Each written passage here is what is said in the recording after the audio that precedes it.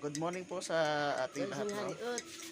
Ang buhay Aita po tuwing umaga ay laging nagkakape, nagtitipo ng mga Aita para nagpaplano na kung paano maghanap buhay sa pamumuso. Ayun po mga kababayan.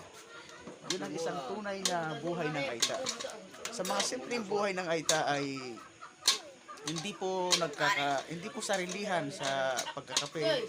Kung may kape po ang isang tao o isang bahay, lahat ng mga Aita kung meron ka ay kapitbahay mo. nagkakape. Ayun. Iyon po ang buhay ng Aita, mga simpleng bagay. Hindi po pinagdadamot ang mga kape sa mga kapitbahay, kundi nagtutulungan. Kahit yung mga simpleng, kahit lang kape. Ayun. Dahil ang kape po ay hindi kanya buhatin pagka nagkasakit ka. Pero ang kapwa mo tao, pagka nagkasakit ka ay bubuhatin ka at dadalawin ka. At higit sa lahat, nagkakaroon ng tulungan ang mga Aita sa mga ganitong bagay. Ayun.